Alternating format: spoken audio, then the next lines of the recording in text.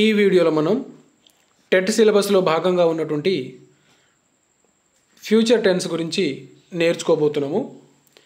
అందులో మొదటిదైనటువంటి simple future tense గురించి నేర్చుకోబోతున్నాం.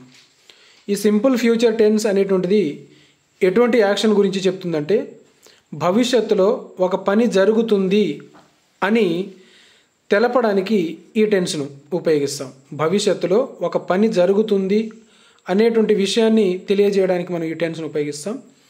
ఈ టెన్స్ యొక్క స్ట్రక్చర్ ఏముంటుందంటే, సబ్జెక్ట్ ఉంటుంది, విల్ కానీ షెల్ కానీ. విల్, షెల్ అనేటువంటి ఫ్యూచర్ను ఇండికేట్ చేసేటువంటి హెల్పింగ్ వర్బ్స్ను ఉపయోగిస్తాం.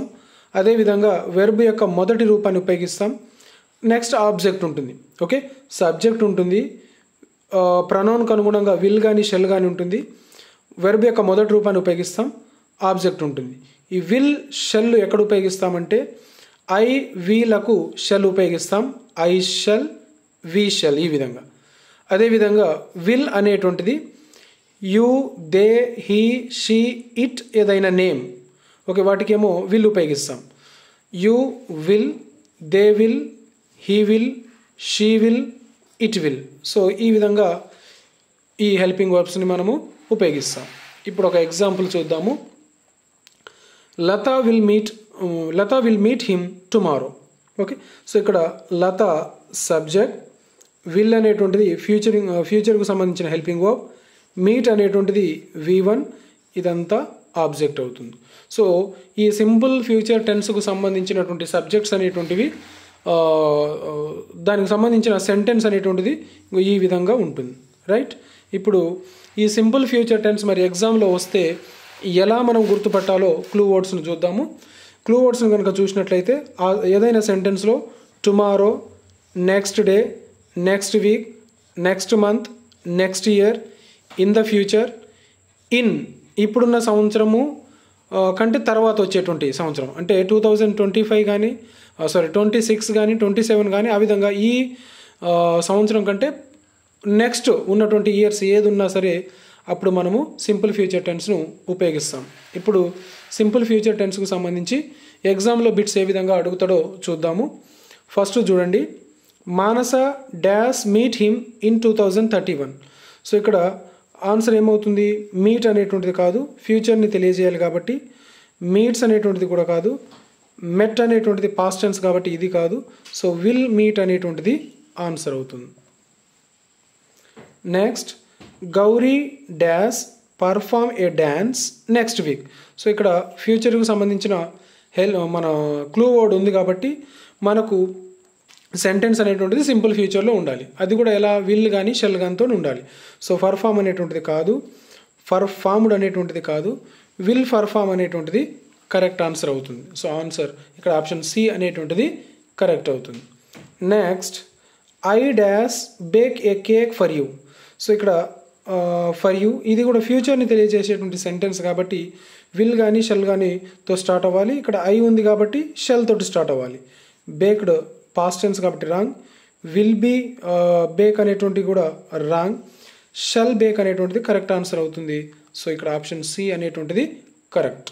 సో ఇప్పుడు మనం ఏం నేర్చుకున్నామంటే, ఫ్యూచర్ టెన్స్లో మొదటిదైనటువంటి సింపుల్ ఫ్యూచర్ టెన్స్ గురించి నేర్చుకున్నాము. ఈ సింపుల్ ఫ్యూచర్ టెన్స్ యొక్క స్ట్రక్చర్ గురించి నేర్చుకున్నాం. స్ట్రక్చర్ ఎలా ఉంటుంది? సబ్జెక్ట్, విల్ ఆర్ షెల్ అనేటువంటి హెల్పింగ్ వర్బ్స్ ఉంటాయి. అదేవిధంగా V1 ఆబ్జెక్ట్. షెల్ అనేటువంటిది ఐ, వీలకు ఉపయోగిస్తాము. విల్ అనేటువంటిది యు, దే, హీ, షీ, ఇట్లకు మనము విల్ అనేటువంటిది ఉపయోగిస్తామని నేర్చుకున్నాం. అదేవిధంగా క్లూ వర్డ్స్ని కూడా నేర్చుకున్నాం. క్లూ వర్డ్స్, ఈ క్లూ వర్డ్స్ కనుక ఉంటే అది సింపుల్ ఫ్యూచర్ టెన్స్లో సబ్జెక్ట్ ఉండాలి అని ఆ విషయాన్ని నేర్చుకున్నాం. ఆ క్లూ వర్డ్స్ ఒకసారి మళ్ళీ చూద్దాము. Tomorrow, next day, next week, next month, next year, in the future, in 2030. Okay, so ఇది సింపుల్ ఫ్యూచర్ టెన్స్కు సంబంధించినటువంటి ఇన్ఫర్మేషన్. ఇప్పుడు ఫ్యూచర్ కంటిన్యూస్ టెన్స్ గురించి నేర్చుకుందాం. సో నెక్స్ట్ది ఫ్యూచర్ కంటిన్యూస్ టెన్స్. ఈ టెన్స్ దేని గురించి అంటే ఎటువంటి యాక్షన్స్ గురించి చెప్తుందంటే, భవిష్యత్తులో ఒక పని కొనసాగితే అంటే భవిష్యత్తులో ఒక పని స్టార్ట్ అయ్యి అది కొనసాగుతూ ఉంది, ఒక పని ఫ్యూచర్లో స్టార్ట్ అయ్యి అది కొనసాగుతూ ఉంది అని చెప్పేటప్పుడు మనం ఫ్యూచర్ కంటిన్యూస్ టెన్స్ను ఉపయోగిస్తాం. భవిష్యత్తులో ఒక పని జరిగితేనేమో సింపుల్ ఫ్యూచర్ టెన్స్ను ఉపయోగిస్తాము. భవిష్యత్తులో ఒక పని స్టార్ట్ అయ్యి అది కంటిన్యూ అవుతుంది అని చెప్పేటప్పుడు మాత్రం ఫ్యూచర్ కంటిన్యూస్ టెన్స్ను ఉపయోగిస్తాం. సో ఈ ఫ్యూచర్ కంటిన్యూస్ టెన్స్కు సంబంధించి స్ట్రక్చర్ ఎలా ఉంటుందంటే సబ్జెక్ట్ ఉంటుంది, షెల్ విల్ ఉంటుంది, కానీ పక్కన బి అనేటి ఉంటుంది. అంటే షెల్ బి ఉంటుంది లేదా విల్ బి అని రాయాలి.